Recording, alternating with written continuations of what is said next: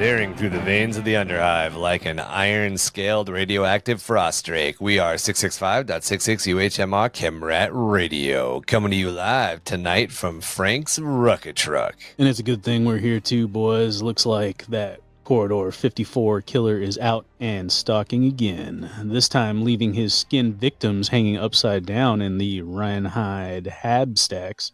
Probably time to stock up on guns, ammo, and chimichangas. I'm your host tonight for this wild ride along the razor's edge of the Pirate Vox Waves, Goblin King, joined by my co-host, the delirious devil of two-fisted Underhive Justice, Marky. What's up? And master of the Iron Horses of the Frost Hollow, it's the polar bear himself, ChuckerFly. Hey everyone, hope you all had a great Sanguinius, and just so you all know, I got a new mirror and metal straws.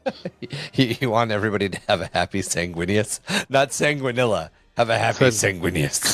Sanguinilla, but you know, when you got all that warp stuff going on, you don't know what day it is half the time. Make sure you're changing out all your red lights. Sanguinius, you don't have to turn on the red light. I'm sorry. I'm sorry. Oh my god. Welcome to episode 98 of Under the Hive of Madness, the Battle of Calth Part 3. As we covered in our last two episodes, shit's getting real hot in Calth. Word bears showed up, stole a ship, crashed the ship into a bunch of stuff. As soon as the ship was done on its Wreck-It Ralph path from the outer system to the inner system, destroying as much shit as it could, the word bearers came in right behind it and opened up with all their guns, just basically turning everything in Calth's near orbit into a hell zone. Got so bad that McCraig's Honor, the flagship of the Ultramarines itself, was compromised, and Primarch Reboot Gilliman was blown into space. But after about a 10-hour struggle, they were able to fight their way back onto the ship, take it back over. Ultramarines regained control, and the Primarch was able to make it back to the ship as well, which just turned into a big old steaming pile of poopy. Right, for the Ultramarines. Yep. And however, then, Gilliman's 10-hour plot armor scenario happened. His oxygen straw. Yeah, he's just sucking it straight out of those word bearers. Yeah, cracking open power armored old bear. A little bit of Perrier right there. Perrier. Word bearer air. Yeah. The ones that are a little more chaos tainted are a little bit spicier, you know. It's like Tabasco. Yeah. Not Tabasco. It's like CS gas. Like a strong they're like a strong scotch. Yeah, clears the sinuses. It's not like opening a Nurgle. What a Nurgle, a death guard, Marky. That's like sucking a fart through. Oh, it's probably too early to have this conversation. We haven't gotten deep enough into the podcast. Have you guys seen yet. that? I think it was like Jackass 2. Was it Jackass 2 where the dude had like the space helmet and like the big guy like farted through a tube and like you see the bowl turn brown and the dude. It was. Have you seen that, Chuck? I think it may have been 3. I don't think it was 2. I can't remember. It was. Yeah, that's what happened to that guy. It was horrible, but great. As this whole battle's happening, air is a necessity. Yes. As this whole battle is happening in the void around Calth and near Calth space, orbital platforms are going down, orbital ring completely disintegrated, these different space stations, all this shit's just exploding. It's apocalypse in space around the planet. The planet itself is also completely under siege.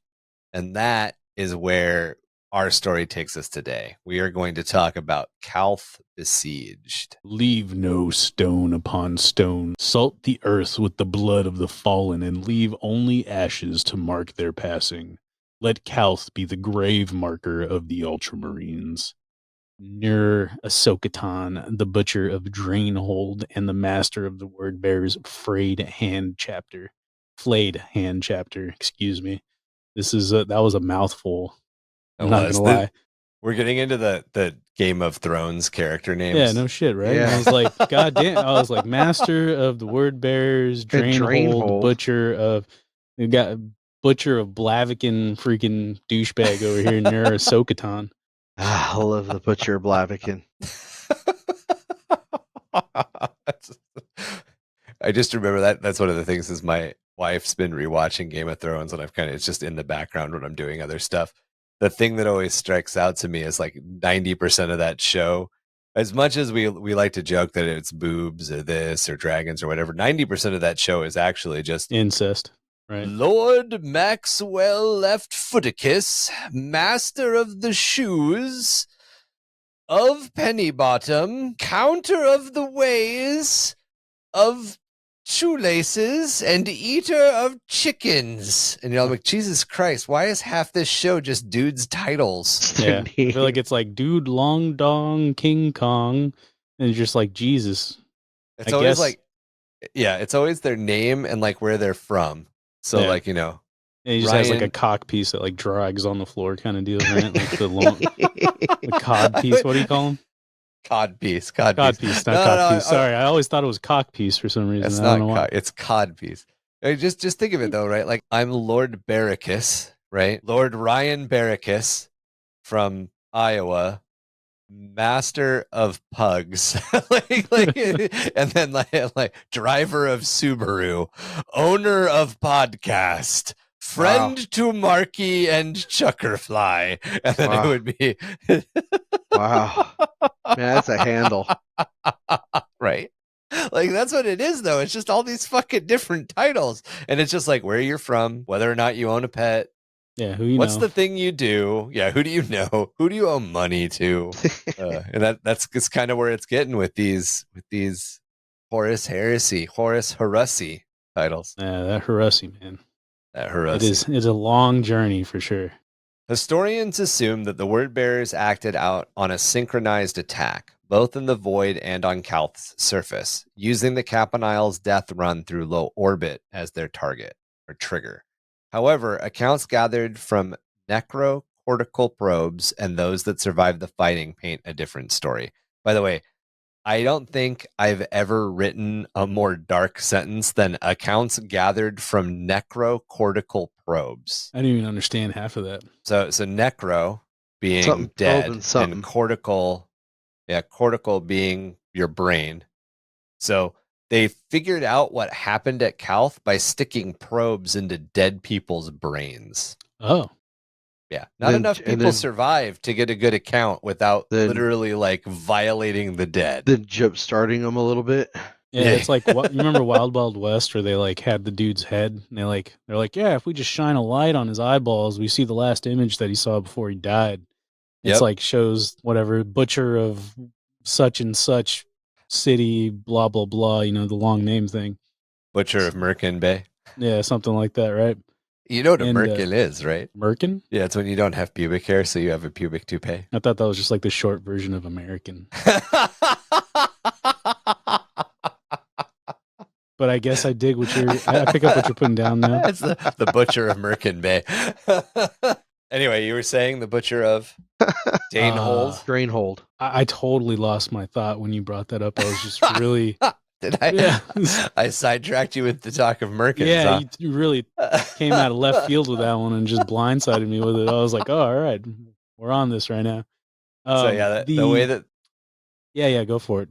I was going to say, the way that they rebuilt what happened was they basically like took brains out of dead people and then figured out how to rebuild their memories, resurrect the memories of the dead to tell history, essentially.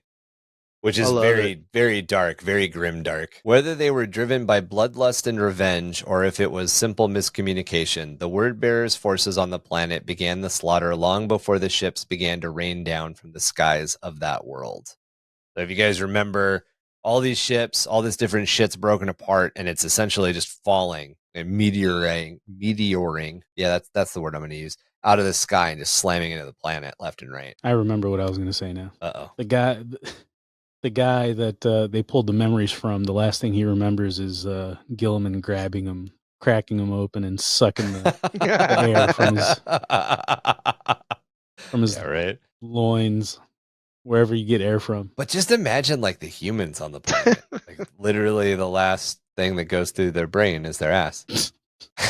As a joke, what's the last thing that goes through a fly's mind when it hits a windshield? It's ass.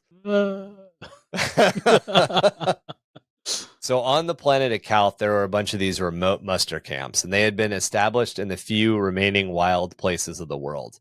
These muster camps essentially saw just a series of coldly executed massacres with small contingents of Ultramarines who were intended to act as hosts and emissaries being put to the knife by their erstwhile brothers.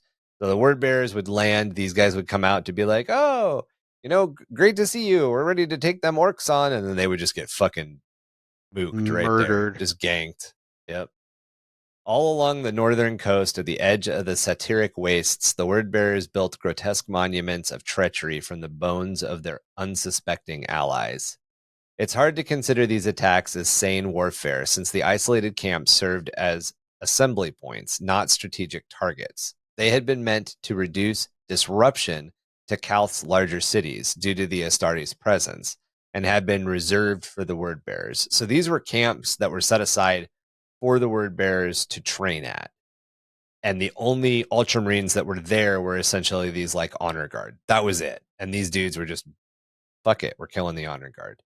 The purpose of these attacks has since been debated. Were they simply troops descending into bloodlust and madness, or was there some malign pattern to these actions?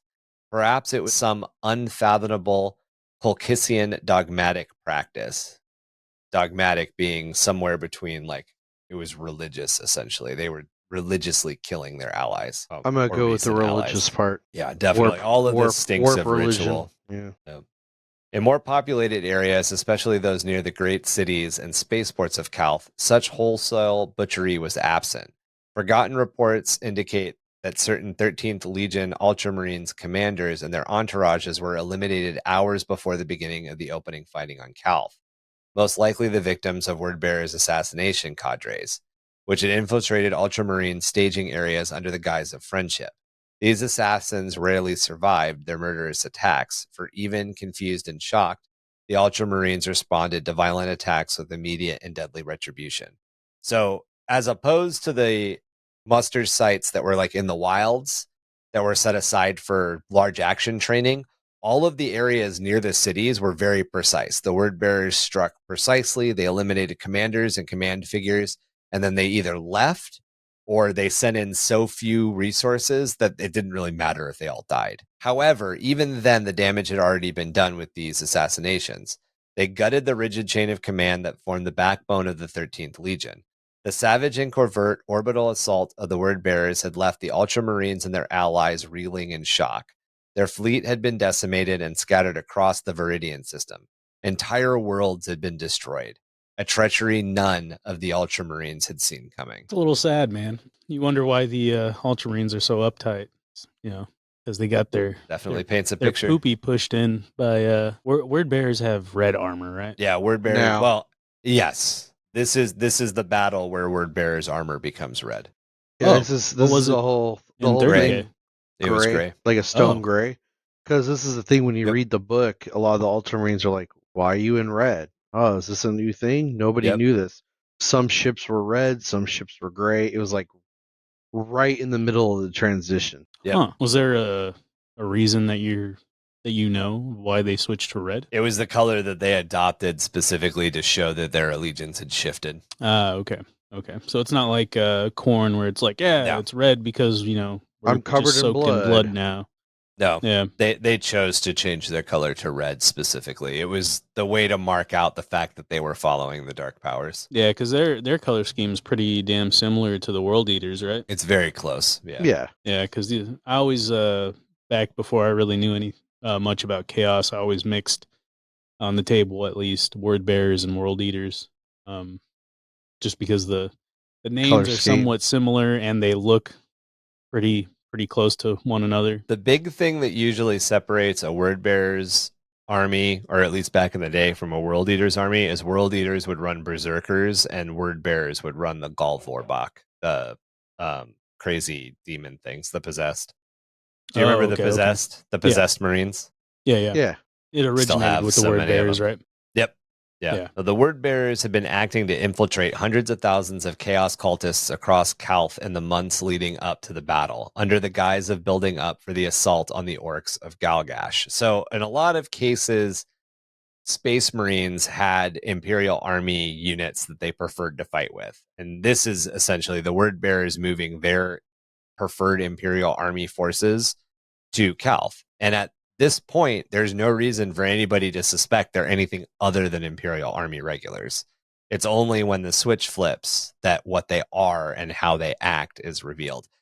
And even if certain signs of chaos worship or chaos cultist army regulars, so to speak, had been present, nobody would have known what it was. The octet, the thing that we all associate in 40k as being a definite mark of Chaos Undivided, the 8-pointed star, the octet, the circle with the 8 arrows. Mm-hmm.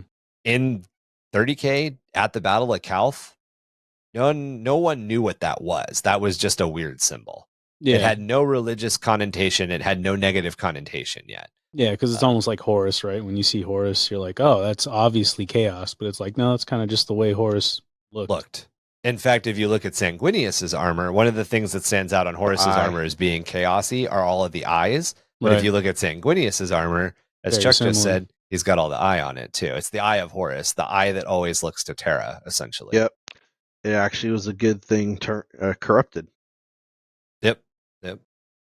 These Chaos Cultists fell on their former loyalist allies in the Imperial Army, attempting to destroy them in the name of the Chaos Gods. In total, 100,000 Wordbearer Astartes were committed to the assault on the planet's surface, backed up by traitorous elements of the Dark Mechanicus and the fearsome Traitor Titans.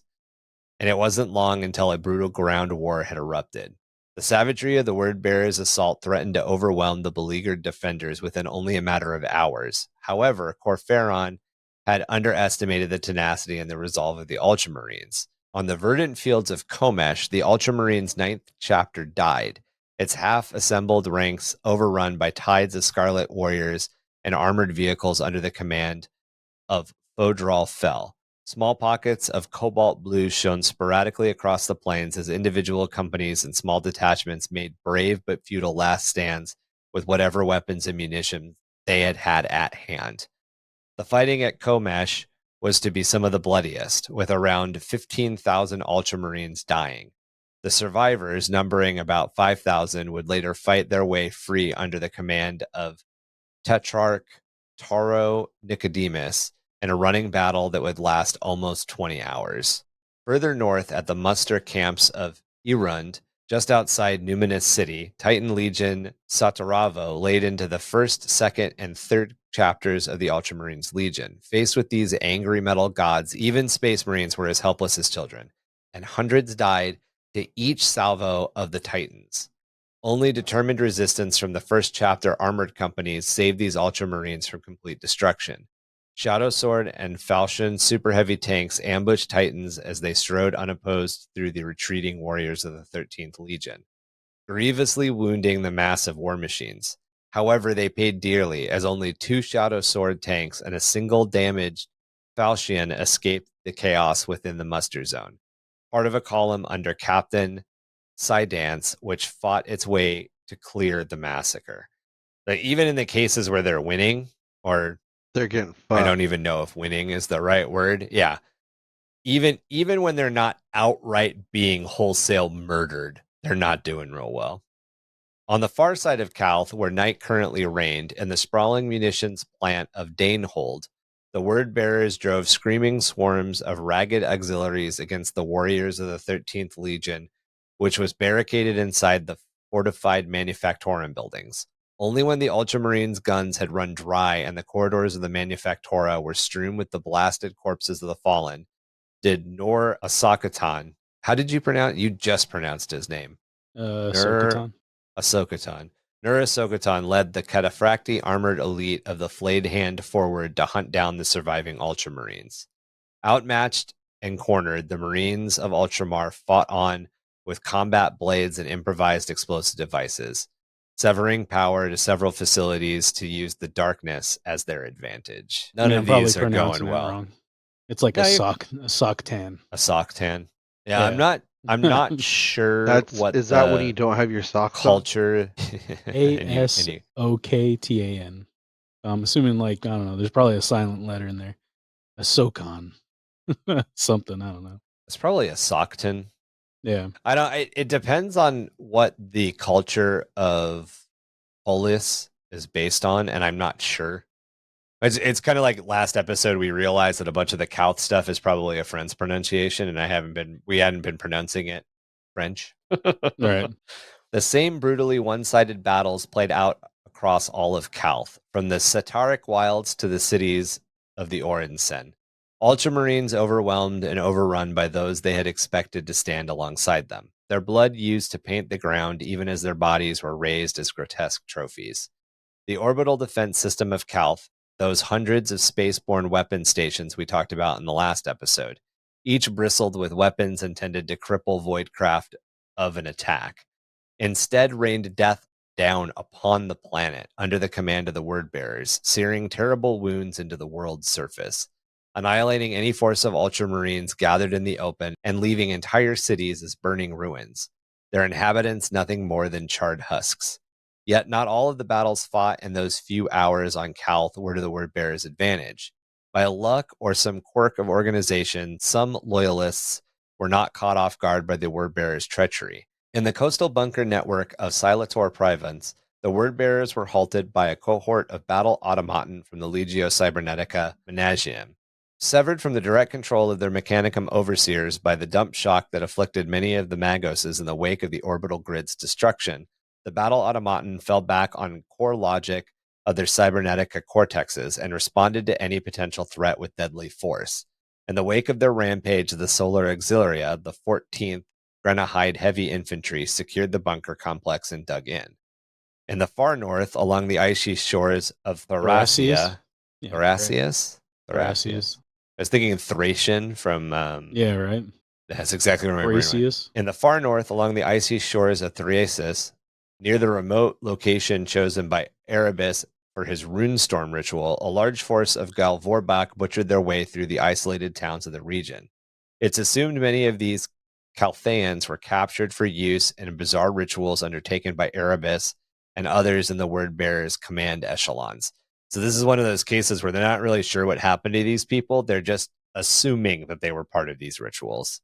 Oh, The I'm sure obsession they of were. the 17th Legion, the obsession of the 17th Legion in the pursuit of seemingly meaningless religious rites over more practical concerns led to several setbacks during the fight on Calth.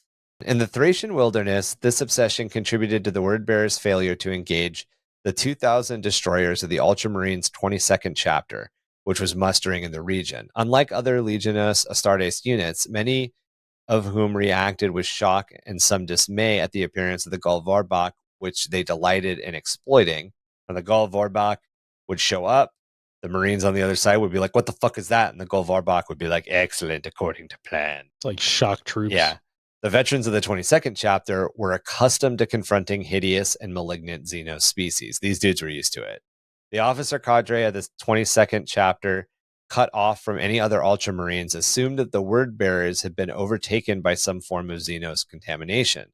Facing this assumed threat, one capable of controlling the potent physical forms of a Legionos Astartes, the 22nd used the most potent weaponry at their disposal.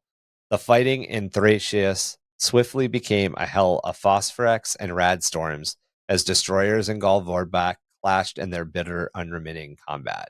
And I know we've mentioned destroyers in the past. Destroyers were... they're brutal. Yeah, they were the ones that, like, if the Marines couldn't take a city or a world, they would send the destroyers down, because the destroyers basically use, like, old school nuclear weapons, and they just they literally destroy the world. That's their job. Destroyers like a ship? They were Marines. Their weapons, because there's another book where it's talking about the World Eaters destroyers. It's like their white armor's black, just from all the radiation and all the how horrible their weapons are. Yeah. So destroyers were a unit of almost like Devastators. Essentially of Heresy era troops that used phosphorex weapons and like tactical, like rocket propelled nukes, essentially. Like think of like the nuclear weapons from Starship Troopers. Right. They were the dudes that used that sort of shit. And like radiation weapons, you're saying? Phosphorex, that's what that is? It's like a radiation weapon? Phosphorex is like super crazy phosphor-based flamethrower. Like think of phosphorus grenades, like in real world. But it's a so they would flamethrower. use Phosphorex. Yeah, essentially like Phosphorex napalm flamethrowers. And then they would use like tactical nuke grenades, shoulder launched nukes, all that sort of. They were literally the dudes. Like even other space marines were afraid of these guys because of the way that they fought war. And the way that they fought war was, oh, we don't need your planet. We'll just fucking melt your entire planet down. We'll turn your planet into an irradiated wasteland, and we'll come back 200 years from now and it's fine. It's like the guy that clears the rooms with a saw. He just goes in and just starts pulling the trigger. Yep. Yep. Yeah. They just go in, pull the trigger, and they're like, "Up, it's clear. Room's clear. Looks it's clear." It's like how Tom clears submarines with a rocket launcher. Call back to last episode. At Bartor, the captains of the 111th and 112th Ultramarines companies consolidated their commands with the local Imperial Army and Mechanicus forces and pulled back eastward into the Sharid province. Had they done nothing, they would have been killed by the heavy debris falling from orbit following the word bearer's destruction of the orbital installations overhead. So these were some of the guys that were like, there's too much shit falling from the sky. We need to get the fuck out of here. Captain Ferostrex, I don't even know how you would pronounce that in a French way. 40K. Just keep going. Captain Ferostrex of the 112th. Do you know what it is, though? Is it not Ferostrex? No. I have no fucking... I can barely speak common, so... Captain Ferostrex of the 112th decided that he would meet the word bearer's vanguard to determine what terrible accident had occurred in orbit, while Captain Echaretus of the 111th would lead both Ultramarine companies into the shroud. Taking only his honor guard with him, Phosphoretrex, fuck me, Atrex. Like a Nosferatu move. Ferostrex moved down the slope to the floodplains where the local forces of the 17th Legion had arrived on planet. To his surprise, the traitors had their tanks and their Astartes formed up as if to begin an assault. As Ferostrex raised his hand in greeting to his fellow Astartes, the word-bearers opened fire. Ferostrex and his men were massacred by the word-bearers before they could even comprehend such an act of base treachery. Captain Echritis witnessed the massacre and was eager... Fuck you. It's got to be fast. It's the only thing I can think. All of these names are supposed to be fast. Captain Echritis witnessed the massacre and was eager to visit his vengeance upon the traitors, but was restrained from rushing to his doom by his battle brothers. Then, again without warning, the word-bearers' traitor titans began to open fire on their position. The shattered remnants of the 111th and 112th companies retreated into the burning woods of the forest located east of the Boros to escape the traitors' assault. The word-bearers' legion had taken on the new crimson color scheme chosen in place of their original steel gray colors, which the Ultramarines took to calling Traitors Red. They also adorned themselves in iconography of their new faith in chaos, which was only further evidence of their continued corruption. As the word-bearers Achilles and Proteus pattern land raiders led their attack upon the loyalist forces retreating before them, Captain Echritis managed to find a position above the tree line, a view that showed him the vast hosts of word-bearers and their auxiliaries assaulting the Calthaean towns along the river and ports of the Boros. The Boros is a river. Tens of thousands of Chaos cultists, battle groups of Chaos Titans, and endless phalanxes of crimson-armored Chaos Space Marines joined the fight. Echritis watched in horror as the treacherous 17th Legion assault swept aside everything in its path. Bodies were left everywhere in the wake of the word-bearers' remorseless advance against their unsuspecting victims. Civilians, troops of the Imperial Army, and far too many Ultramarines. Many lay dead with weapons still sheathed or covered, cut down without the opportunity to even face their deaths. Ultramarine corpses lined the roadways and arterials. Some had been stacked against fences and walls like firewood, and others had been cut open and emptied. A few had been nailed to posts or against the side of buildings. Some appeared to have been butchered and eaten. This wasn't war, but desecration, defying and shaming the codes and precepts of all the Legionos Astartes. Traditions that had been sent down by the Emperor himself, the word bearers perverted, even as they spat on the basic moral code of mankind. So it was a little fucked up. Yeah. So roadways and arterials, just in case. Arterials, again, are like riverways and stuff like that. So this is very similar to like Ishvan 5, where like the World Eaters and stuff were like jacking up all the Salamanders, Raven Guard, and yeah, but it's now happening on a world that looks like the ideal paradise place to live. Like the ideal, like think of like the nice sunny pictures of the United Kingdom, like countryside. That's where this is happening. And they're just throwing them around all over the place. They're killing them in such numbers that to remove them from the streets so their tanks can get through, they're stacking them like corkwood against the fences. That's crazy. Yeah. Or they're desecrating them, butchering them, opening up their armor, taking parts of their bodies out, eating them. Considering these are like the poster children of Games Workshop, pretty crazy that they made it that brutal. This is their like this is how I guess is the kind word of their bearers, origin story, if you want to think of it. This is the Ultramarines. This is what happens that makes the Ultramarines who the Ultramarines are in 40k. In 40k, right. That's what I was saying, like uptight and whatnot.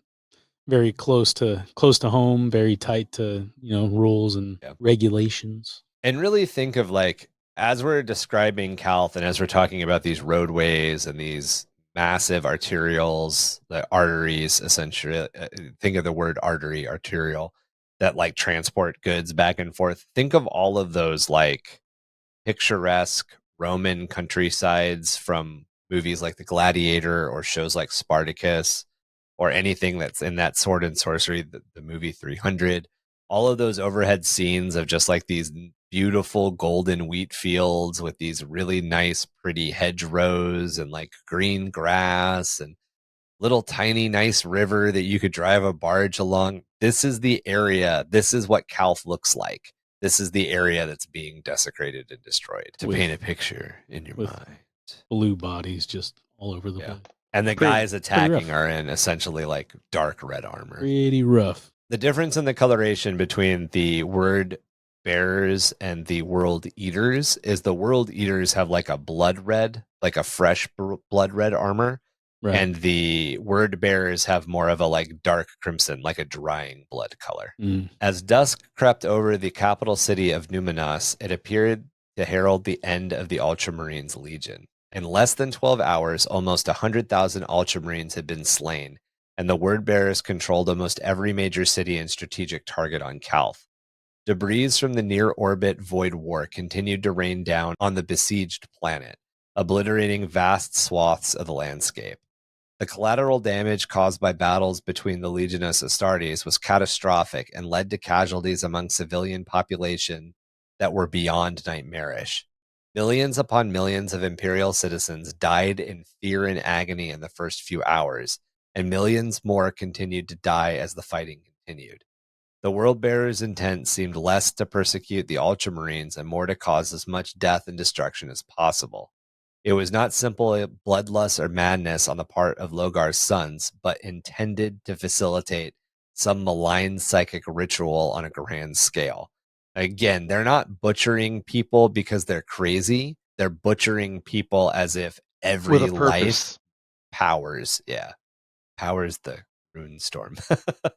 Bizarre aberrant weather patterns, freak typhoons, unnatural auroras, and impenetrable cloud cover racked the planet during the early stages of the conflict. With the death toll mounting, these phenomena became more pronounced, and the first instances of manifesting warp entities were recorded. Creatures unknown to the Imperium at large, the subject of long discredited legends and the ramblings of delusional astropaths and navigators, their appearance only inflamed the abject panic that already gripped the world, even affecting the ranks of the usually stoic Legiones Astartes. These aberrant manifestations followed no sane strategic plan. The word-bearers seemed to treat their appearance as a vital goal, rather than their use as some sort of strategic part of a continuing campaign. Most incursions happened in areas where fighting was particularly fierce or the death toll was incredibly high. Places where the resulting rampages, while stunningly brutal, rarely impacted any wider strategic situation. The word bearers had turned the full destructive capability of Calth's orbital defense platforms, as well as the firepower of their fleet, against the system's sun itself, and the resulting flare in solar radiation was beginning to take its toll on the warriors of Calth as well. Those not shielded from the sun's glare or protected by the augmented physiology of the Legiones Astartes were soon blistered and burned. Most would succumb to extreme radiation poisoning, with only those enclaves within one of the few shielded structures still held by the loyalists escaping this lingering death sentence. But to those survivors, this would only be a temporary reprieve. So they're shooting the sun? Yeah. Yep. So after they blast the surface of the planet, they turn their weapons on the sun to essentially attempt to start breaking it down. Like And destabilize it, essentially? Yeah. And this only happens after they've done enough damage by shooting the planet that they're able to just conjure warp demons on the fly because there's so much death. Now, is it very like hand in hand for demons just to show up when Chaos Space Marines are fighting? Or is it just kind of like it's got to be pretty bad for it's got to be there has to be a lot of like ritual and sacrifice. So demons can't exist in the world for very long. Right. Creatures of the Immaterium cannot exist in the Materium for very long unless they're bound to something, which is why demon engines exist. Demon engines are essentially summoned demons that then have armor bolted onto their bodies, and that's why they're able to stay for longer than most. But like bloodletters, for instance, can only exist for a certain amount of time, and the way to do that is to either do a complex ritual or this like mass death. But they're creating so much death and they're unleashing so much horror. And it's not just death. It's terrorizing. It's incredibly fear-filled death. Yeah. And everything they have has this, as Chuck's pointed out, this stink of ritual to it. Everything they're doing is the purpose of driving a ritual to loosen that barrier between the warp and the material plane. So it's not something that just typically happens, right? Like there's a battle and they're fighting and then demons show up. Like it wouldn't be like Death Guard are just marching down, killing people, and then you see like Nurglings start popping out of the ground and shit. There's got to be like some type of ritualistic value to it, right? Yeah. So when we get to the Siege of Terra later, there's days of the battle in the Siege of Terra where demons just haven't... The ritual hasn't gotten to a point where demons can be summoned yet. The Neverborn just can't manifest yet. But once you pass that spot, once you get over that hump, the death itself, just the pure carnage and rage that's being unleashed, is like a feedback loop, which feeds whichever of the demonic entities are closest to crossing over, essentially. So you pretty much have to like change the atmosphere almost. Like it has to be like a physical manifestation of like the atmosphere changing. Like you said, I have all these storms going on, all this crazy like ritualistic butchering of the Ultramarines, and then demons kind of start showing up, popping out. Yeah. Okay. Because they're doing this stuff. Because they're impaling bodies upon the top of their dreadnoughts, because they're doing this stuff that like pays homage to the chaos gods. Are word bearers, they're not Khorne, right? Undivided. No, word bearers are undivided. Okay. But a lot of the stuff that everybody is really familiar with as far as like trophy racks and all of that, the word bearers, that's the thing that's weird. So the word bearers were the Legion doing all of this first, before any other Legion. So like the trophy racks of like skulls and shit. They're the first heretics. Yeah. They started doing it in the first battles because they knew that it had like some suggestive power. The world eaters had to learn from them. Everybody had to learn from them. Like in a very realistic way. And that's why they're Chaos Undivided, because they're the first followers, essentially. Gotcha. And that's why, like you were saying, like they were the ones who essentially created the possessed, like Marines and whatnot. And they were the initiators, it seems like, of a lot of these things. Yes. Yep, they were the first ones to go into the warp. Really? As to where a lot of the other like Space Marines, Chaos Space Marines have some sort of trigger that made them the way they are, that's kind of out of their control. The word bearers specifically embraced all this shit. The word bearers sought it out. The World Eaters, you could make an argument that it's the Butcher's Nails that are doing it. It's not them. It's the fact that the Butcher's Nails exist that drive them to where they are. The Word Bearers knew, saw, and then chose to take the path towards darkness, essentially. They didn't need any kind of push. They were already walking down that path. They were pushed. They were spanked by Dad. Pushed down to their knees. They were spanked by Dad. So the Grand Cruiser Andromachus survived its unpowered fall through the Calth's atmosphere from orbit largely intact, only for its blazing bulk to demolish a large swath of the once teeming city of Calcus Fordeli, stripping a patch 2.5 kilometers wide, space debris continuing to rain down from the sky all around it, bombarding the city and the surrounding landscape. Little information about what had occurred in orbit was available to the Loyalist survivors on the planet's surface. Some major incidents in orbit had led to the raining destruction that smashed into Calth, but was it an attack or was it some weird accident?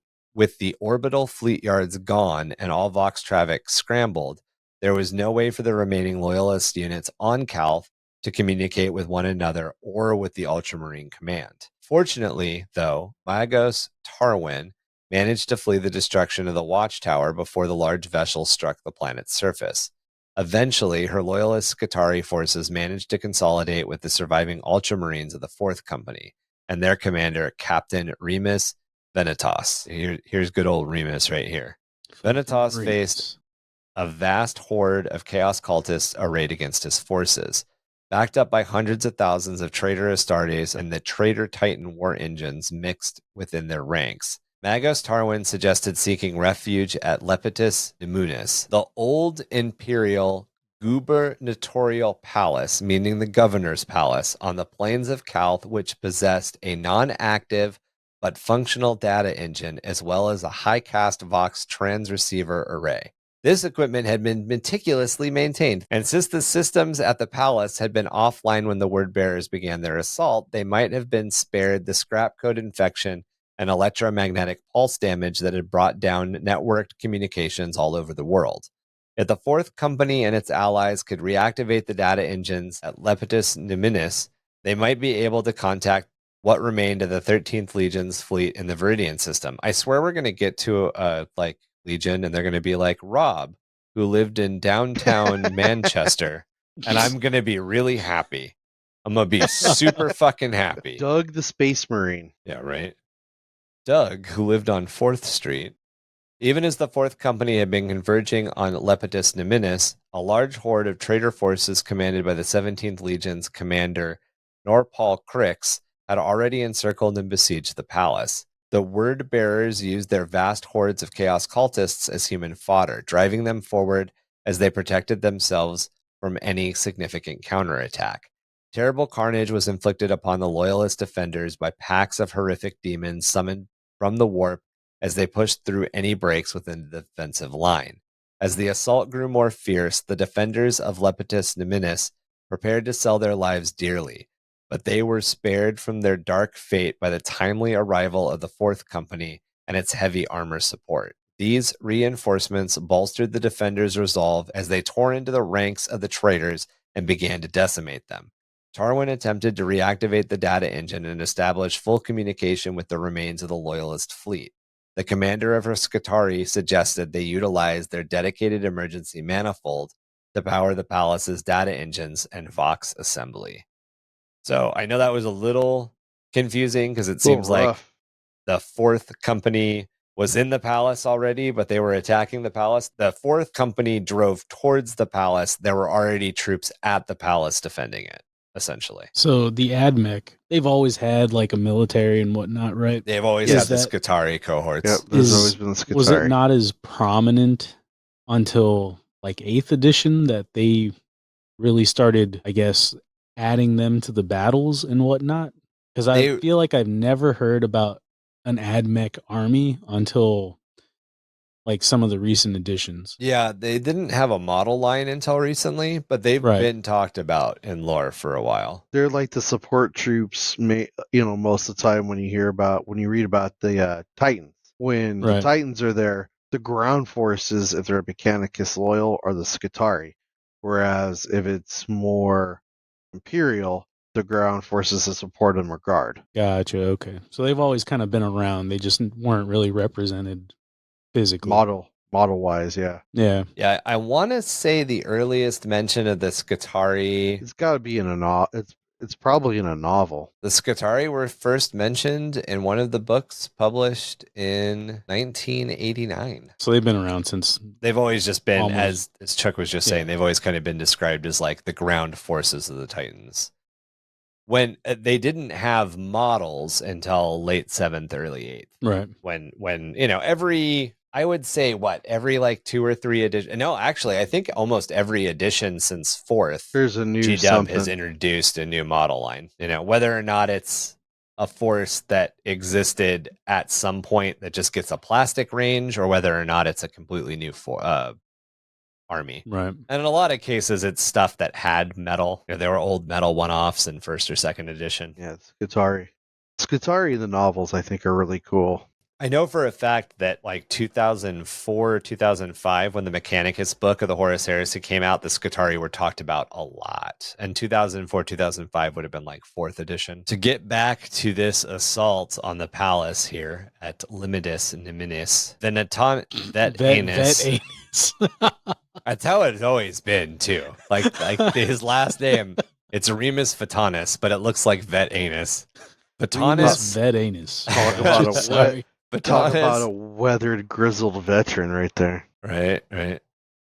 Vatanus knew that although they were strong in spirit and well armed, their forces could not hope to repel the traitors' attacks indefinitely. It was only a matter of hours before the defenders' position would be overrun and everyone was slaughtered. Despite the continuing brutality of the Word-Bearers' assault, Tarwin focused on her duties and managed to reactivate the dormant data engine. And then she began to gather a clearer picture of the situation, especially the fully catastrophic scale of their losses, the enormous death toll, the systematic annihilation of the Ultramarines' fleet, and the millions of civilians that had been slain. Entire cities were aflame as burning debris plowed into the surface of Calth from orbit. She was able to help Vatanus establish short-range communication with other besieged Ultramarines units, discovering that his situation was not unique. Ultramarines all across Calth found themselves besieged. None knew what had befallen their Primarch, Reboot Guilliman, or even whether or not he and his command structure were still alive. Then, as if by some miracle, Vatanus finally managed to contact Reboot Guilliman and provide him with a picture of what remained of the Loyalist ground forces on Calth. 30,000 Ultramarines and 200,000 Imperial Army and Mechanicus warriors were still active in the hundreds of scattered pockets of fierce resistance, but they would need to be coordinated to achieve anything. In any other circumstance, Calth would have been declared lost to the traitors, but the 13th Legion Ultramarines' resolve was fierce and prevented them from giving into despair. Reboot Guilliman believed that the situation could be salvaged and the word bearers would be made to pay the price for their actions. Considering this is a whole planet, right, that we're talking? Yep. Yeah, with 230,000. Yeah, 230,000 bodies is not a lot. Yeah, loyalists left. Yeah, that is tiny. Well, there's already 100,000 at least Marines that were slaughtered. There are 100,000 Marines dead and millions upon millions of civilians. And of course, extrapolate that to the Imperial Army. That's just crazy. That number, it is extremely small pockets of Marines that are scattered across everywhere. 30,000, how many people are in a state on our world? More than 30,000. Quite a bit more than 30,000. I want to say the fourth company with Vatanus is 5,000 Marines, which seems like a lot when you think of a chapter only being 1,000 strong, but it's not a lot. When he's facing down 80,000, 90,000, 100,000 word bearers. It's just insane. It's just crazy to think about. So did they ever say how big the Legion was? Ick and I talked about this when we did our Space Marine Sanguinilla special. A Legion on the small end was about 100,000 plus. So, and is it specified, when they talk about the companies, are they 1,000 strong? That's how I always picture the company's size depends on its use. Okay. a company could be several thousand Marines, depending on how it was. Like an armored company might not be that big, but an infantry company might be much larger. Yeah, that's what I've always wondered. To give you an idea, after the battle at Gate 42, Horus was still a loyalist. The Raven Guard were pretty heavily cut into. That was the battle where Corvus specifically sent all of 10th Company into, not 10th Company, 18th Company. You're talking about like the Ashen Claws? Yeah, the Ashen Claws. Are they 10th or 18th? I think it was 10th. I think I remember you saying 10th. I'm fact checking myself. Well, why you do that? Like, I bring that up because when you talk about all the different captains, you know, and in other books, it's like Captain the 214th. So I've always pictured like if that company is 1,000 strong, and you're only mentioning the captain of the 214th. Well, that's at least like 214,000 Marines. Unfortunately, they use company and chapter back in the day because we didn't want it. We don't want it to be like extra confusing or anything.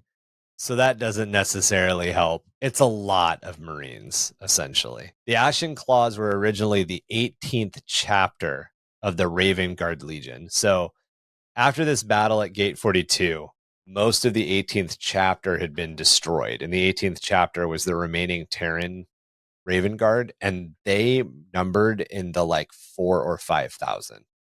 So after losing most of their forces, they were still 4,000 or 5,000 strong. And then they were sent away to the Ghoul Stars. And when that happened, Raven Guard was the smallest chapter in the Imperium with 80,000 Marines. The smallest legion at the height of the Great Crusade was the Raven Guard, and it had 80,000 Marines in it. So that kind of gives you an idea of how big legions are. But we don't really have a solid number. It's all like there were a couple hundred, there were 200,000 of these, there were 300,000 of these. But, you read numbers like 100,000 Ultramarines die. There's 20,000 Ultramarines left alive here. There's 50,000 left alive in orbit or whatever. You're like, okay, so there were obviously close to 200,000 at one point. Like, you can't lose 150,000 Ultramarines if there weren't more than 150,000 Ultramarines to begin with. This will really grind Chuck's gears. When they split up after the heresy with the Codex Imperialis, there were 34 first founding Ultramarine chapters. So that was at least 34,000 strong. Yep. Yeah, I know that. Desperate gambit. Victory is a fickle mistress. Failure a haphazard executioner. For those with the courage to persevere will not abide their dictates.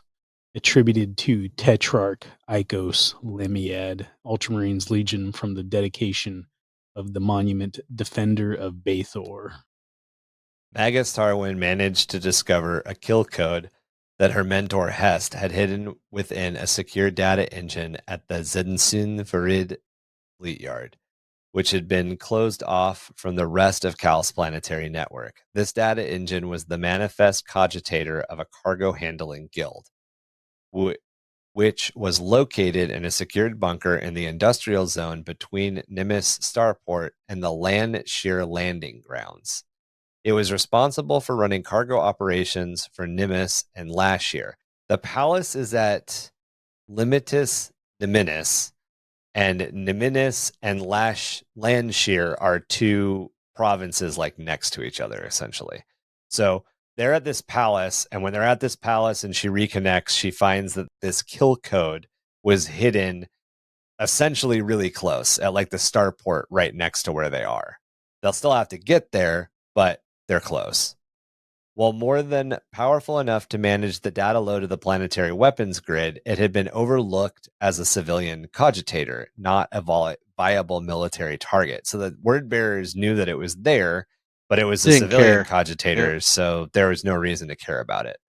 Hest had been able to take advantage of this hole in the word bearer's strategy in the moments before his death. As he suffered from the painful overload of data shock, which was killing him, he cleaned the data engine with his kill code and then severed it from the broader planetary network.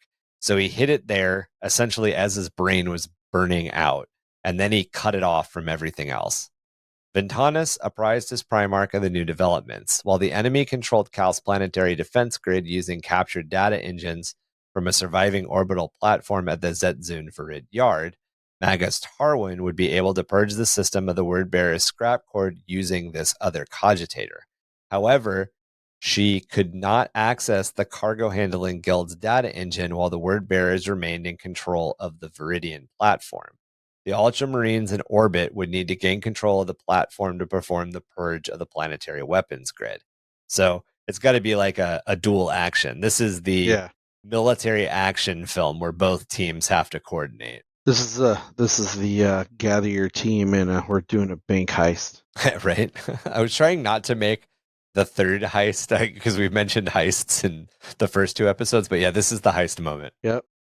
Plans were debated aboard the McCragg's Honor by the Ultramarines commanders, with Shipmaster Hamd recommending ranged bombardment. The McCragg's Honor possessed the needed firepower, and Chapter Master Marius Gage seconded the suggestion. But if they did not make a direct kill of the Wordbearers holding the platform in their first salvo, there was a real danger that the enemy would retaliate using the planetary defense grid, tearing what was left of the Ultramarines' flagship to bits. Chapter Master K-Lord Empion of the 9th chapter suggested bringing the flagship back to full power before throwing off the enemy cruisers surrounding it and heading straight for the orbital platform, ripping it apart at close range and ramming it if necessary. But the moment the massive flagship began to move, it would become a target of the planetary weapons grid again. Chapter Master Gage's alternative plan was then considered. Reroute all of the crippled warships' available power to the teleporter system.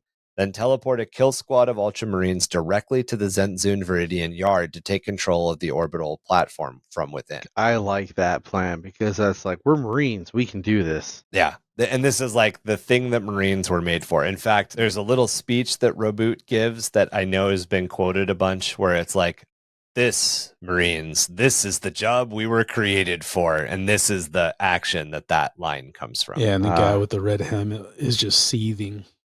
He's like, this is it, huh? You know that thing that I warned you about? Right? The thing that I fucking told you about? I fucking told you guys, and you didn't even listen to me. I'm going to take my ball and go home now. Yeah. I told you there were chemtrails in the sky, but you didn't want to believe me. It was Roboot's idea. It was Roboot's idea from the get-go, right? Roboot's like, I knew this would happen. This is what we were meant to do. Got the red helmet's just pissed. We definitely know that Chuck is a huge Imperial Fists guy, and we definitely know that Marky really hates the Ultramarines.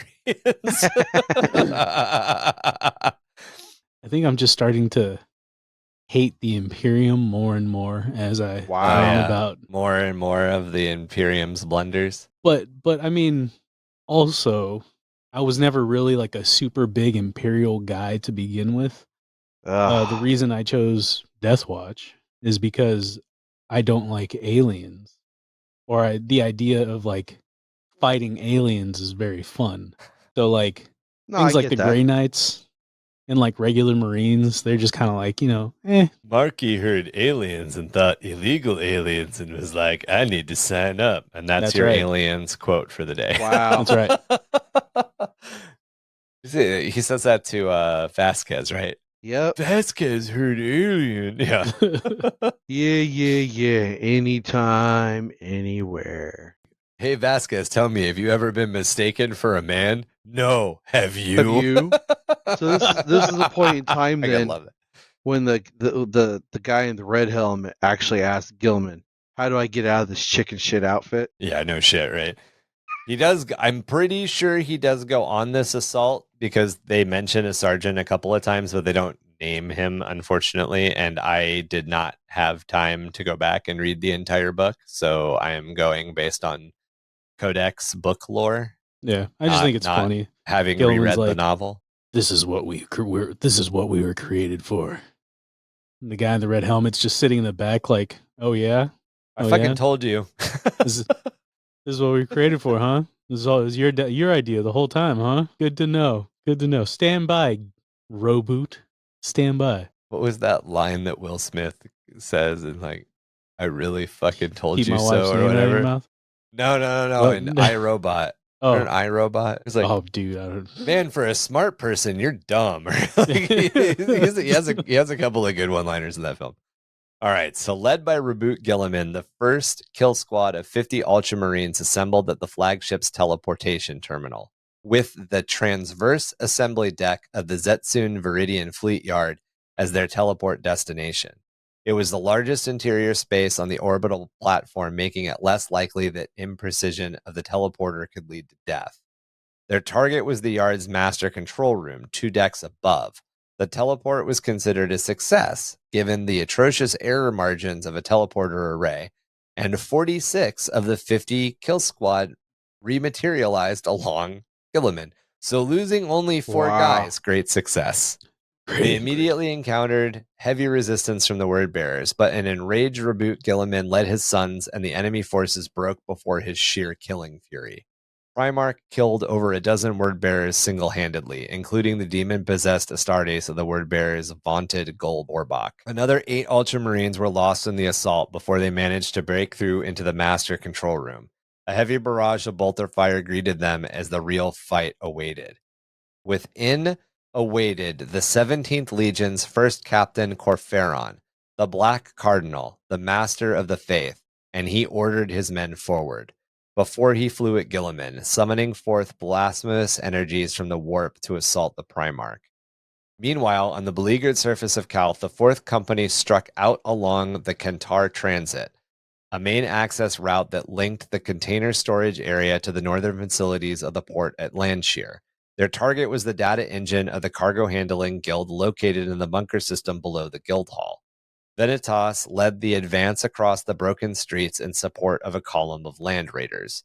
The word bearers Astartes rose to block the Loyalists' advance. Instead of overwhelming the Loyalist forces with well-directed firepower, which may have broken or turned Ventinus's charge, the word bearers simply waited for the inevitable clash of close combat. They relished the prospect of testing the chaos-corrupted blades against the vaunted Ultramarines in hand-to-hand combat, wanting to prove themselves against the Astartes, who had been held up as models of what it meant to be a space marine. This gets to that thing you were talking about, Marky. They're already kind of that like poster child of what it means to be a perfect space marine, and the word bearers were like, bet. Throw down. Let's go. The charging Ultramarines met the solid line of word bearers with a crash, the fighting both brutal and unforgiving, neither side asking for, granting, or giving any quarter.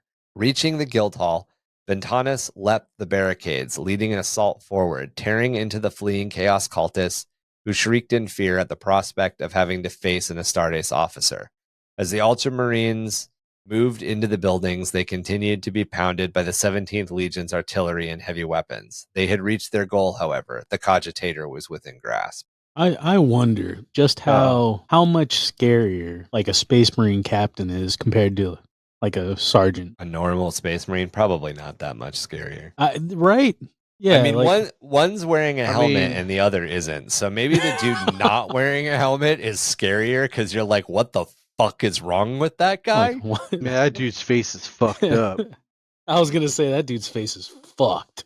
I think part of it is like, you know, a normal trooper is just in like Mark 4 or Mark 5 or Mark 6 armor. Right. And then this guy's got like relic armor or something. Or like a captain. Yeah, and then the sergeant's going to have like slightly better stuff. And then, like you said, the captain is going to have the relic or the artificer armor. And then, of course, I also imagine like... And a big old fucking axe. Yeah. A normal Astartes might have like an Oath of Moment on him. But like a captain's going to probably have like the skull of some Xeno he killed hanging off of his belt, a couple of Oaths of Moment attached to his armor, probably a lot of Oaths of Moment attached to his armor. He's going to have, like Chuck said, the power axe or whatever. It's probably intimidating. It's definitely steps up. Is it the difference between like a guy Superman and a Tyranid warrior? No. I was going to say like Superman and the Flash. Right, like that big of a difference, I guess. Or which one's Batman. Scarier? Superman's way scarier than any other. Yeah, any other superhero. Isn't the Flash also like, it doesn't matter, I can just go fast? Yeah, but I mean, we saw how that happened with Omni-Man just as fast while flying. Yeah, that's right. Well, actually, faster. That's right. Superman Well, is I don't know if literally he's like faster. Actually, I'm sorry. Take that back. Superman is literally the most powerful character in existence. Why I Oh, don't I'm just like saying, him. like scare factor, right? Like you see the Yeah. Flash jump in front of you, and you're like, "Oh shit, the Flash." But you see Superman jump in front of you, and you shit your pants. It's a little bit different. Right. Yeah, I hear One, you. you're like, "Okay, maybe I can talk my way out of this or something." And the other one's like, "I might die today. I hope he feels okay. Like I hope he had a good morning." One ship pulls up and all the pirates jump from that ship onto the captain's ship, and the captain says, "Fetch me my red shirt." And then the next day, two ships show up, and both crews jump onto the pirate ship, and the captain says, "Fetch me my red shirt." And the first mate goes, "Sir, why do you always ask for your red shirt?" And the captain goes, "So if I get cut, no one can tell that I'm bleeding." And then on the third day, 20 ships show up, and all the troops jump onto the pirate ship, and the captain goes, "First mate, grab me my brown pants." Oh, That's the difference. The Flash jumps in front of you. You're like, "I need my red shirt." Superman jumps in front of you. You're like, "God, I hope I'm wearing my brown pants." Yeah, I mean, I'm just kind of curious, lore wise, like how much better a captain is. I think it's just the intimidation factor. Like a Like- normal Astartes has a bolter and a combat knife, and a captain is going to have like a power He's got the maul, like flowing- a and storm He's got a bolter flowing and a cape power behind him. axe. He's got his helmet Yeah. with his pommel on it. I mean, the dude's like decked out. I mean, like an Ultramarine one, especially, he's gonna have more gold, more eagles, more horseshoes eagles. on him. Right. I mean, it's just He's got baby eagles on his forearm. yeah. Since we know Henry Cavill and the much vaunted staff at Amazon Studios are listening to our podcast for inspiration, please, oh please, sure. oh please, in one of the early fights that are in the show, have a fucking captain pulled down by his cape and have like the whole no capes conversation and start working on the fact that every fucking hero has a ridiculous cape in this game. Well, that's Yeah. what's gonna happen. It is a little weird. The two can we- things, it's cool. So I like using the units that have open helmets and have capes, but the two things that make no sense in the 40k universe are dudes not wearing helmets and guys with capes. Like Right. neither one of Like, those what are you things keeping- track. What are you keeping warm, dude? Yeah, You're, or like you're in temperature regulated power armor. the power pack on your back puts out so much heat, it is capable of giving you thrust and low gravity. How the fuck is your cape surviving? Like, how is your Because cape it's- just not burnt? Because okay, you want to know why? You want to know why? It's Because Sarah fabric. he's got the Sarah cape. fabric. He's got the cape and it's got the exhaust going, so the captain is always in a hero pose when he's just standing there. Right. His cape's always flowing, you know? It's Yep. always flying. He's always in the blade 3-point landing, no matter what. Yep. Always. That's how he gets around, yeah. That's so fucking Deadpool. He starts slapping. They're gonna do a superhero landing. They're gonna do a superhero landing. That's the captain. Oh my god. It's like what is it? Megamind, right? Where it's like, Yeah. what's the difference between a villain and a super villain? And he's just like, presentation. right? It's the difference between a captain and a normal space marine. It's like Presentation. presentation. Yeah. 90% attitude, 5% equipment. Yeah. Can we for $3, $6, or $9, can we talk about these dice on screen, by the way, and how just obnoxious they are? Yeah, all the specialty games have really obnoxious dice sometimes. I don't know if this is a specialty game. I think this is This is the Battle of Calth. I think those look like D6s, man. Yeah, but if you look at the game board, it's all hexes. This is specifically one of the like sold at Target, sold at whatever pre-done games. Okay, so those aren't like Ugh. D6s with like pips on them.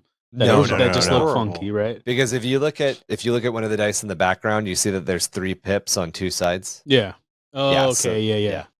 It's like fantasy flight games with like X-wing where you've got like 3 critical failures, 2 failures, and Yeah, 1 success these are like on a die. specialty dice, like Blood Yeah, Bowl. these or are something. specialty I die, got you. yeah. Yeah, I was like, there's 3 pips. There's like 5 pips. I don't know what the skull one is. Like, is that a 6? Is that a The old dice that came in like Battle Master and everything, the skull was the 6. So you would have normal pips on all sides, and then there was literally that skull the skull in the like circle was the 6. And I love those dice. When I can find, and they're wood. Oh, when I that's can nice. find those, I'll try to grab them. As Magos Tarwin concentrated on gaining access to Cal's planetary defense system, the Loyalists' fate took a turn for the worse. The forces of Wordbearer's commander, Ol Balal, descended upon the guild hall with a vengeance, coming to punish the hated Ultramarines with a force of traitor titans, the Wordbearers, Terminator-armored Cataphracti, and the dreaded demon-possessed Astartes of the Gull Vorbach. Traitor titans unleashed fire upon the guild hall, and its very foundations began to shake with a constant pounding. Tarwin's progress was slow as the Magos attempted to establish her cybernetic neural connection with the server, and the situation outside was rapidly deteriorating as armored columns in service to the Wordbearers moved into position and began to fire at the Loyalists with a hail of shells and laser fire. 2 traitor Reaver-class Titans approached at full stride, intent on annihilating the servants of the Emperor. The majority of his allied commanders already dead, Ventanus knew that his company line was all but broken. The Ultramarines of the 4th Company had done all they could do, for they could not stand against the overwhelming strength of Hull Beloth's defense. Weapons fire intensified as the Titans continued to pound the guild hall. Tarwin finally managed to upload a kill code into the Cal's network so that she could prepare to purge the planetary data system and wrest control back of the defense grid. But they still needed Reboot's kill squad in the void to gain control from the enemy. Otherwise, there was nothing she could do to aid the shrinking forces of Loyalists on the surface. As the Titans moved closer to the guild hall, the last shadow sword accompanying the 4th Company fired and damaged one of the striding giants. But a pair of Titans returned fire in unison, destroying the super heavy tank and a vast clunk formation of Titan-grade weapon fire. I can't imagine being a tank and being hit by all of the firepower of 2 Titans. It seems a little bit overkill. Yeah, Shadow Sword got fucked. Yeah. Ventanus knew that their attempt had all but been for naught. The traitors of the 17th Legion had won the Battle of Calth. Can we be real? Like, the Reaver-class Titan is probably the worst looking Titan. Yeah, it's kind of goofy looking. Like, honestly, to tell you the truth, the only Titans I think look cool are the Warhounds. The rest of them all look goofy to me. Really? Yeah.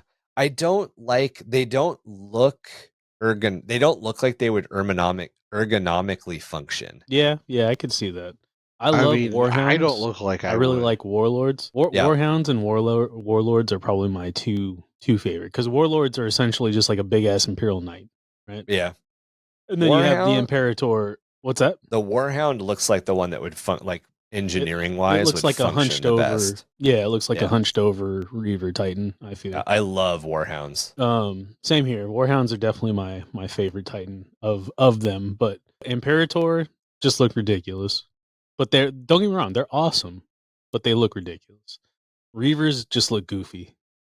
And throughout the other one, there's like a Warbringer. There's like goofy. 6 classes, I think. And then there's the Emperor Titan, and then there's the one-off, the Daedalus. There's some interesting ones. Yeah, the Titans have always kind of looked goofy to me. I think another part of it, though, is that I have been around the hobby long enough that I've seen Titans in person, and they look really goofy in person. And I think a lot of it is because think of all the detail that's on your normal model, and then make the model like 10 times bigger, but don't add 10 times detail, if that makes any sense. Yeah. Like the detail doesn't scale.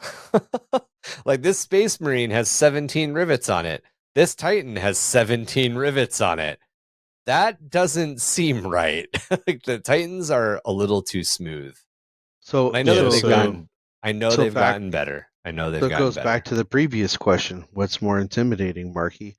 A Space Marine captain or a Reaver Titan? A Reaver Titan. Like, I mean, the Reaver Titan's gun barrel is big enough to swallow a fucking tank, okay? Like, the captain definitely has the presentation down. See? It's the cape. The cape. But the Reaver has sheer size, so it's a little different. Okay, so hold on, Marky. Right? Like the Hulk and Superman. A captain without a cape. No presentation, garbage. Okay, it's done. So like, think about it. You put the Hulk and Superman in front of you, right? Comparable strength. You're No. probably more scared of the Hulk because he's a little bit bigger. Comparable. Nah, You- I know you who still both think of them Superman's are. more- No. No, I gut reaction. Gut reaction. The fuck is Hulk that? makes me pee myself and run. Yeah. Superman is like, why are you wearing spandex, bro? And then I'm dead. That's, you gotta think, like, that's even the if you know them- presentation right there. Yeah, but like even if you know them, you know the Hulk might not have. He's gonna fuck you up. The Superman, Hulk's gonna hurt more. Hulk will probably kill you. Superman won't. So it's like even then, if you know him, Hulk still is kind of Well, just because he's bigger. If both of them are trying to kill me, the Hulk is gonna hurt. I'm not gonna feel Superman kill me. Like I'm gonna be dead so fast to Superman, it's not gonna register in my brain.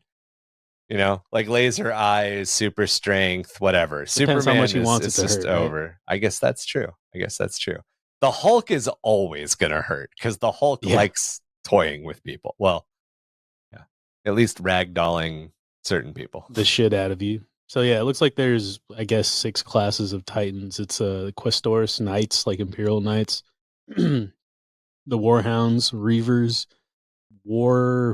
Warbringer, I think is what that is. Warbringer. Warlord and Warmaster, which is that one with like the 6-pack. Yeah, and then there's a bunch of weird ones. There's a bunch Imperator. of there's one-offs, and then there's the ones like the that are Psyker from Titan or whatever. Yeah, and there's the ones that are from like before the Dark Age.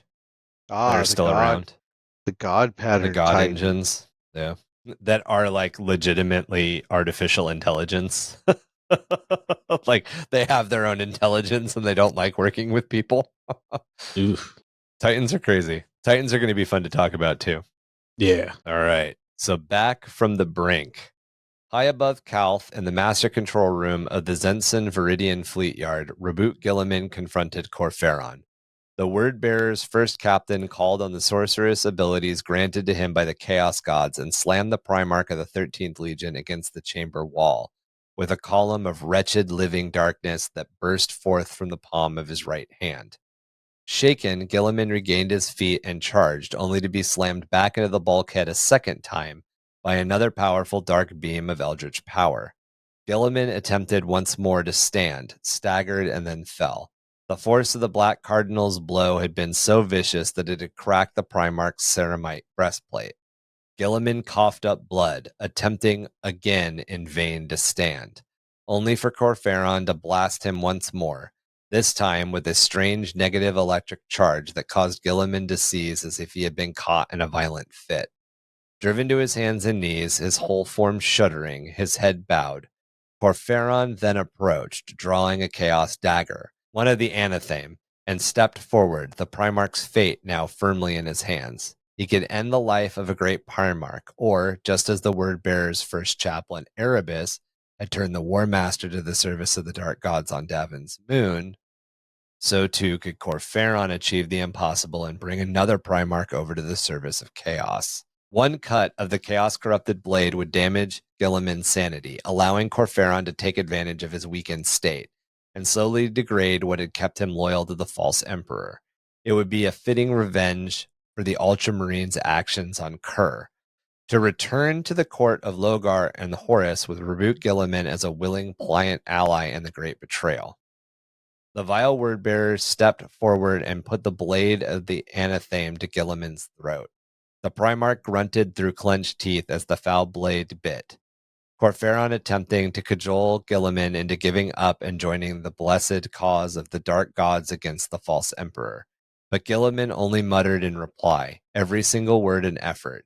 He explained that Khorferon had made a grave error, having chosen to toy with the Primarch rather than to just kill him. The arrogant Word-Bearer merely smiled, confident in his inevitable triumph, and then Gilliman made Khorferon pay for his hubris. Though its energy field had long since shorted out and failed, Gilliman buried his armored power fist in the Black Cardinal's chest and ripped out one of his black beating hearts.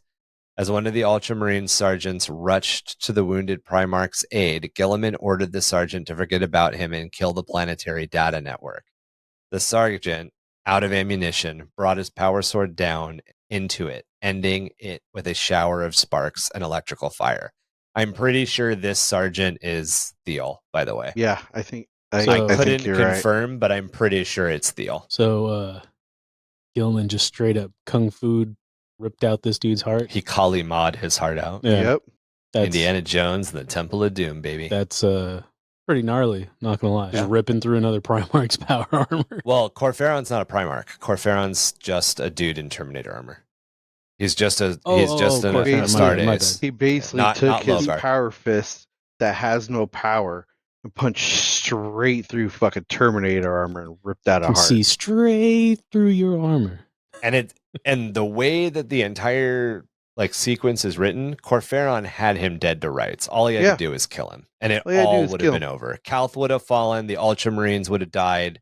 Another entire legion would have been erased.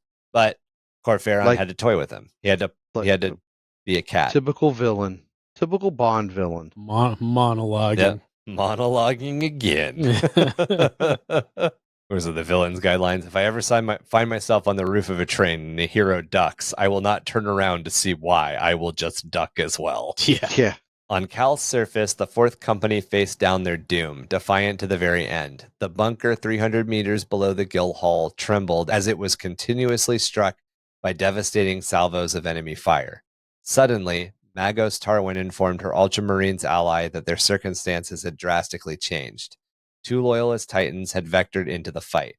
One of them had already made a kill against one of the word-bearer traitor titans. Reinforcements dropped in to supplement the beleaguered Fourth Company, coming from the Landshear Belt in the east, fast and mobile. One of the 4 governing Ultramarine Tetrarchs of Ultramar, Echos Laminid, the Primarch's champion, led a ragged host of Imperial soldiers collected from the desert and burning hills around the hollow Fusakon. That's just a made up fucking word, dude. They're all made up words.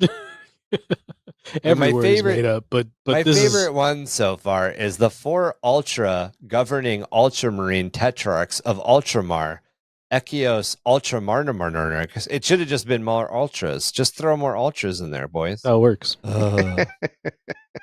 A column of Ultramarine.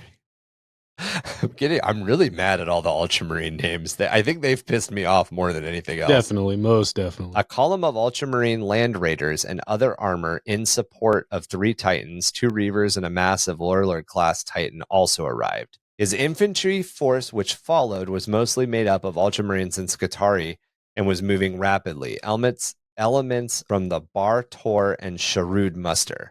Some 20,000 Imperial Army troops streamed in as well, bringing their lighter armored vehicles and support weapons to bear. The relief force formed into 2 prongs for an assault. One was Legion forces led by Sergeant Ancanis of the 112th Company and Captain Anoth of the 19th Company. The other prong was the Imperial Army troops that had been commanded by Colonel Bartol of the 41st Nenride Regiment, but was now under the direct command of Echios Laminid and a lumbering Ultramarines Contemptor pattern dreadnought. Hull Beloth's traitor forces flinched at the unbridled forces of the Loyalists' coordinated assault. Beloth, not believing that the shattered survivors of the 13th Legion would be able to organize an effective response. The assembled survivors of the Calth atrocity soon expressed their fury and vengeance against the traitors of the 17th Legion, inflicting massive damage upon the enemy. Then, without warning, the planetary network was suddenly released from the Wordbearer's control by the events unfolding in orbit at the swift strike of a power sword.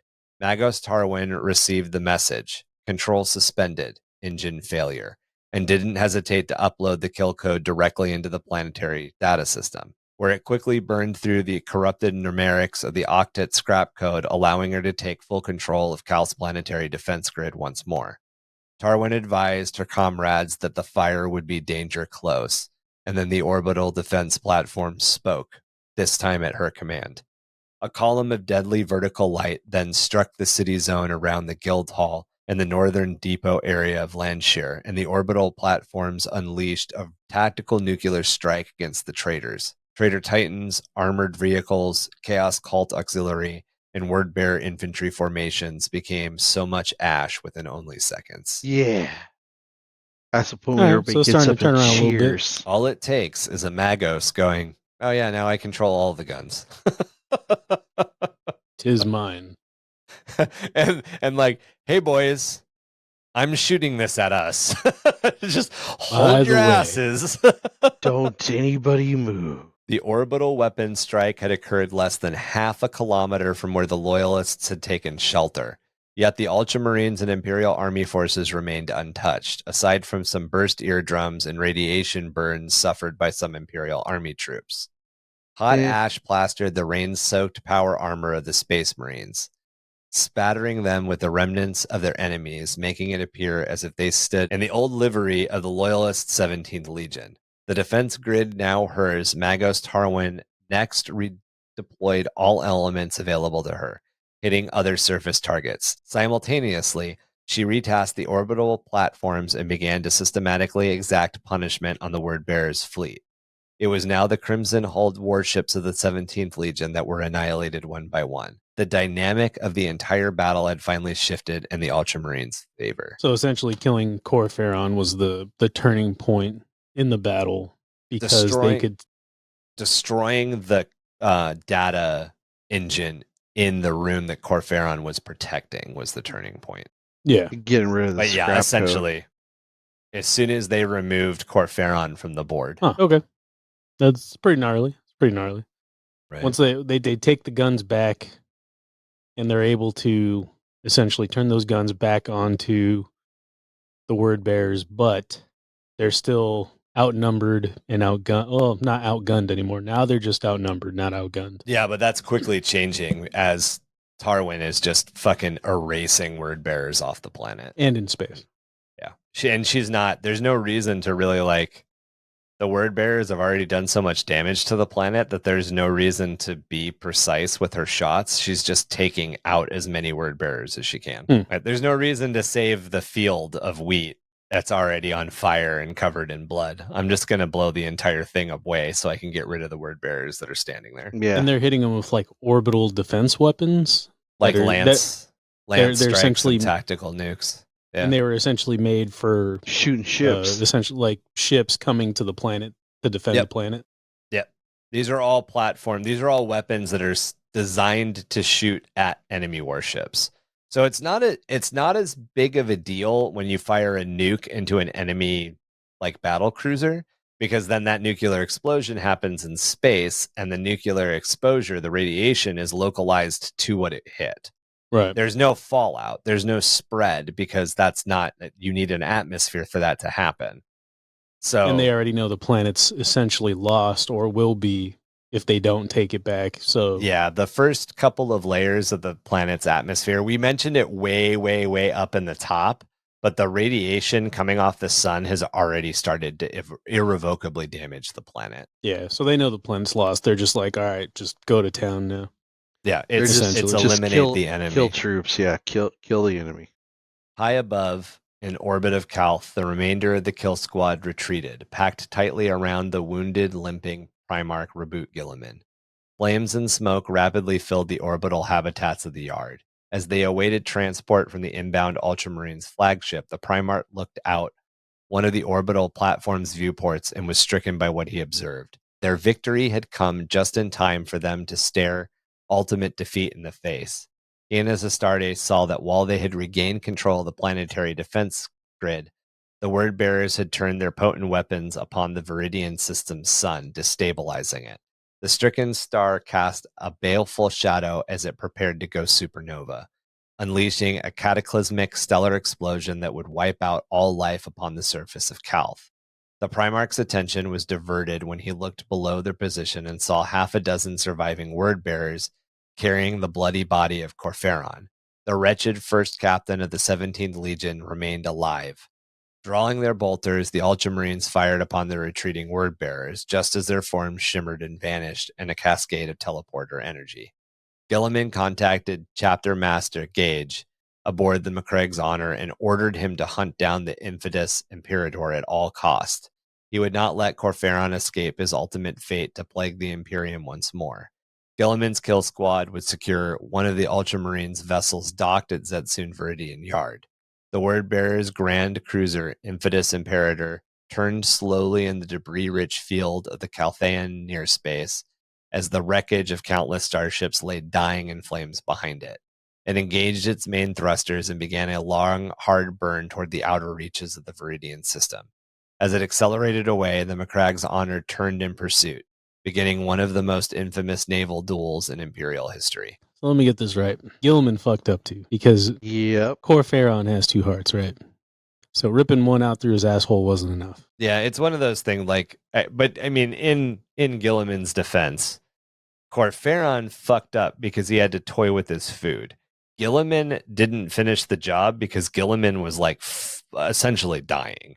Yeah. And he's like, we need to get the hell out of here. His Primarchness hadn't caught up with the amount of damage Khorney had done to him yet. And he has been like nicked by the Anathame as well, right? Yeah, it nicked his neck. It didn't really do enough damage to like corrupt him the same way that it did to Horus. Yeah. But he's also like, he spent too much time out in space fighting freaking word bearers sucking air through there. It's been a rough day. Yeah, through their face. He as a Primarch has already been being pushed through his limits. Yeah, but that's what he was like the bred third for. or fourth major thing. Yep. As the remnants of the Ultramarines and the Imperial Army made their exodus to the caverns beneath Calth to escape the irradiation of the world's surface, the Ultramarines 21st Company, under the command of Captain Ericon Gaius, were dug in at one of the railway tunnels leading to Nimis City. Amid their defense from the attacking word-bearers, Nathaniel Garro, the former battle captain of the Death Guard, arrived on a secret mission given to him by Malcador the Sigillite, the regent of Terra, to recruit Tylos Rubio, a former coterie of the 13th Legion. At first, Rubio refused to abandon his brothers, but was left with no choice when, in the face of the word-bearers' overwhelming assault, he unleashed his dormant psyker abilities, saving his company but making him an outcast for disobeying the dictates of the Council of Nicaea. Rubio, left with little choice, then went with Garro in his Stormbird. Rubio would become one of the Sigillites' knight errants and later one of the 7 Astrades drawn from both the traitor and loyalist legions who had formed the founding core of what became the secret Grey Knight chapter of Space Marines. So this is one of those, like, this happened during the battle. These are just things that happened during the battle. At the same time that Logar had concentrated his legion's offensive on Calth, a separate assault by the 17th Legion word-bearers hit the Ultramarines' homeworld of Macraig. Using a massive prototype battleship specifically constructed by Horus's allies in the Mechanicum before the start of the heresy, known as the Furious Abyss. If it had succeeded in reaching Macraig, the Furious Abyss would have likely annihilated the planet. The remaining 2 chapters of Ultramarines legions garrisoned there, and the stores of precious gene seed, and the 17th Legion's fortress monastery, the Fortress of Hera. But the Furious Abyss was intercepted in the void before it reached Macraig by an ad hoc force led by Ultramarines captain Lymachius Centus and was destroyed, though it cost every one of the Ultramarines' lives. You're right. All these names do suck ass. They do. They really do. They're like Roman and French at the same time. Is that the one with the ad hoc force that has the it is, isn't it? It has the World Eater that's with them, has a Space Wolf that's with them. I think so. That's not that one. Okay, so I read that novel, and the Space Wolf makes me fucking crack up, man, because he's like by himself, and he's in the Space Wolf Hall getting drunk. But like when he stops drinking, he like sobers up immediately. Like that's the thing that like I didn't know it at the time. Like when I read that book, the whole thing about space wolves and their alcohol. It's the only alcohol that can get Marines drunk. Yeah. So both the battle on the Furious Abyss and the battle between Macraig's Honor and the Infidus and the Imperatus and the what the hell is the name of that ship? And the Infidus Imperator are like, they're their own battles. They're probably not the type of battles that will get a 3-episode spread, but they're definitely the battles that would get like a quarter of an episode on their own. So they're that's a little much for us to go into. It's a little outside of the Battle of Calth. They're just things that spawned really off of this. A cool one.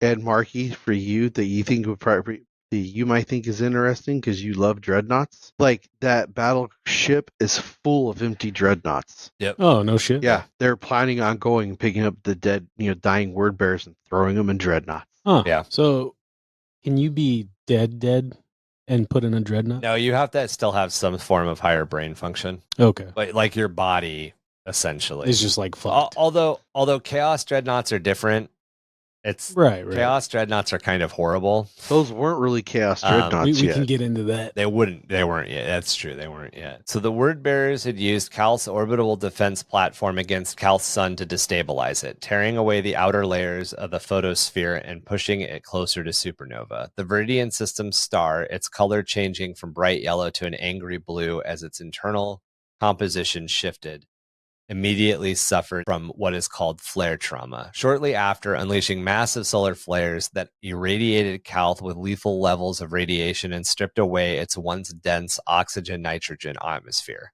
The surface of Calth was no longer a safe environment for human habitation or any form of organic life, nor was it possible to evacuate the planet's remaining population in time. Therefore, Captain Ventus sent out a warning over the planetary Vox and data network to all citizens, soldiers of the Imperial Army, Astartes of the 13th Legion, and any other loyal servants of the Imperium, to move with all haste to the subterranean arcology or arcology system closest to them. The arcology systems offered sufficient protection from the remaining inhabitants of Calth and their defenders to survive the wave of solar death that was about to engulf their world. This message successfully reached many millions of people who successfully took shelter within Calth's underground warrens, which had originally been built to free up more land for agricultural civil cultivation. So they had essentially started to prepare the world to become a full agri-world. Everybody would move underground, the surface would just raise food. It would take several Terran years for the remnants of the Ultramarines fleet to return to the Viridian system after the Loyalist survivors rode out the storm. Unfortunately, the forces of chaos left on the planet also fled underground as well. Ventanus vowed that the Ultramarines and their allied loyalist forces would continue to fight until every last traitor on Calth was exterminated. Thus began the phase of the conflict that would be remembered as the Underworld War. Yet, despite the Loyalists' last-minute victory and the survival of the Ultramarines Legion and its Primarch, the forces of chaos can consider their assault on Calth a success. The 13th Legion had been badly crippled and no longer represented a viable threat to Horus's plan to drive on Terra. Erebus had managed to complete his blasphemous ritual on Cal's surface, which summoned a ruined storm to the galaxy's eastern fringe. This was a monstrous warp storm, larger and more destructive than anything spacefaring humanity had witnessed since the days of the Age of Strife. It would split the void asunder, dividing the galaxy in two and rendering vast tracts of the Imperium impassable for centuries. The Rune Storm would also isolate and trap those loyalist forces caught behind it like the Ultramarines, preventing them from coordinating their efforts and supporting one another as the traitor legions moved toward Terra. It would even prevent them from warning each other for a time of the War Master's betrayal and the civil war that had begun to consume the Imperium. The Ruined Storm would leave Terra alone in the void, infinitely vulnerable to the approaching shadow of Horus. Some of the warships destroyed during the Calth atrocity would continue to circle the tortured Viridian star for over 10,000 years as frozen wrecks. They served as silent tombs for the dead, eternal funeral monuments to the greatest betrayal in human history. The Ultramarines learned another hard lesson at Calth. The Calth atrocity represented the Loyalist Astartes' first sustained experience with fighting the warp entities later known as demons in real space. The Ultramarines realized that their decision to accept the anti-psyker dictates of the Council of Nicaea had led to their voluntary surrender of the one weapon that might have proved the most potent against the horrors of the warp. It was almost as if the traitors had known that what was coming and had orchestrated events so that the Imperium would voluntarily cast aside the only practical weapon it possessed against the sorceries of the warp just before it was needed most. After the Ultramarines' experience at Calth, Raboot Gilliman sought to petition the Emperor to revoke the Edicts of Nicaea and the reinstatement of the Corps of Librarian within the Loyalist Space Marine Legions. When the Horus Heresy ended and Raboot Gilliman initiated the second founding and the reformation of the Imperium as its First Lord Commander, he would get his wish, and the Imperium would once more make use of the psychic powers against the forces of chaos despite its inherent dangers. But my thing is, it's funny. One librarian did his thing. He gets to go on to go hang out with Maldecor. Like he was recruited. I know, but that's the thing I think is like neat in the story. It's like he's like, oh yeah, fuck it, I'm saving my battle brothers, and then they show up. They already made the decision to go get him. That's fucking badass. So Garo shows up and fights with them for a bit, and is basically like, I'm gonna help you turn the tide in this battle so you can come with me because we need you elsewhere. And Rubio's like, I can't leave my boys, bro. Can't do it. And Garo's like, but dog, them fish tacos. Because, Rubio's fish tacos. And then shit gets too hard to handle, and Rubio has to use his psychic powers and turns the battle, but pretty much everybody's disgusted with him. And at that point, Garo's like, come on, dude, let's go. And Rubio's like, yeah, we should probably dip. So not only I'm not the best. I'm not the best liked right now, dog. So not only did Rubio do nothing wrong, but Magnus as well. That's kind of what I got out of that. Yeah. Rubio did nothing wrong. I like that. I don't know about Magnus. The Martyrs of Calth. In the aftermath of the fighting on Calth, it was all but impossible to form an accurate picture of the losses incurred, with the surface of the planet rendered all but uninhabitable by the actions of Corferon. It has since proved impractical to recover many of the fallen or verify the deaths of those who came to Calth with treachery at their hearts. The Ultramarines recorded their casualties at the moment when Guilliman and the remains of the 13th Legion fleet departed for Calth at 119,422 Astartes fallen in combat, with a further 28,392 rendered combat incapable by battle injuries and trauma. Few of the chapters committed to Calth could muster even a quarter of their normal strength, and some were so decimated that they faced being reorganized into other chapters and their old designations removed from the 13th Legion's order of battle. Most of the injured were evacuated to the surviving craft of the fleet and swiftly returned to the combat duties in the crisis that was unfolding across Ultramar, a crisis that forced Guilliman to order the prioritization of military assets over the standard civilians in the brief evacuation effort. Almost 40,000 Ultramarines, both wounded and combat ready, were forced to remain at Calth. Some as volunteers set to the protection of those civilians who could not be evacuated, and others due to the brutal dictates of circumstance. Of the forces of the Exteris Imperialis, details are more vague, but it seems likely that at least 500,000 troops under arms perished during the fighting, alongside the entire fighting complement of the Legio Persigius. Sure. Persigius? Perpegasus. Persigius. Yeah, that's what I was thinking, per Pegasus, alongside the entire fighting complement of Legio Persagius. Of the word bearers who landed on the surface of Calth, almost none would ever leave. It is estimated that 50,000 or more of Logar's sons and an uncounted mass of renegade auxilia troops were sacrificed in the battle, although only 20,000 are thought to have died in the initial fighting, with the remainder prosecuting the underworld war on Calth for over a solar decade after the initial battle ended. Just as bitter to the Ultramarines Legion was the damage that had been inflicted on its fleet assets.